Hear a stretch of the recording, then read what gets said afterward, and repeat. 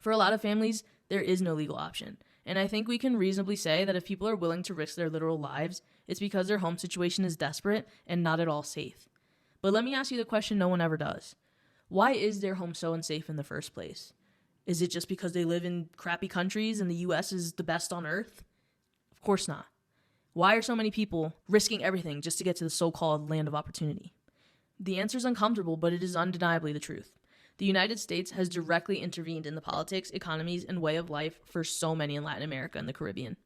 Here's a few examples. Guatemala, 1954. The CIA led Operation PB Success, overthrowing a democratically elected president, Jacobo Arbenz, after he tried to give land back to poor farmers. Why? Because it threatened the profits of US-based United Fruit Company, which also had some beef in Cuba, if you remember. The coup led to decades of civil war and violence that displaced thousands of Guatemalans. Chile, 1973. The U.S. backed a coup against President Salvador Allende, replacing him with dictator Augusto Pinochet, whose regime tortured and killed thousands. El Salvador and Nicaragua, 1980s.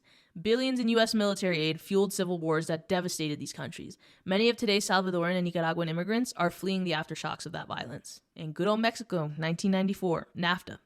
The North American Free Trade Agreement flooded Mexico with cheap U.S. corn, putting millions of Mexican farmers out of work. Many of them had no choice but to migrate north for survival. The Dominican Republic, 1965. The U.S. sent over 20,000 Marines to occupy the Dominican Republic after a civil war broke out, claiming it was to prevent communism. In reality, the intervention crushed a popular democratic movement and propped up leaders who would align with U.S. interests. The trauma of that intervention, combined with decades of economic policies favoring U.S. corporations, left deep scars, fueling instability and migration. Puerto Rico.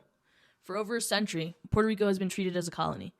People are U.S. citizens but can't vote for a president and have no real representation in Congress.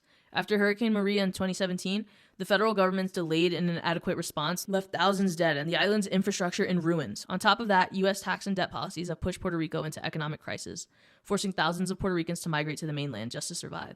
And according to the Pew Research Center, there are actually more Puerto Ricans living in the United States than there are on their own island. Honestly, I could do a whole video series on the history of U.S. intervention in each and every one of these countries listed and more. I could go on. Honduras, Venezuela, Panama. It doesn't take a genius to recognize that U.S. intervention has almost always been about money and power, not democracy. So when our families migrate, it's often because of crises the U.S. had a direct hand in creating. And yet once we're here, we're told to be grateful, to assimilate, to pledge our loyalties to America the Beautiful. And some of us do.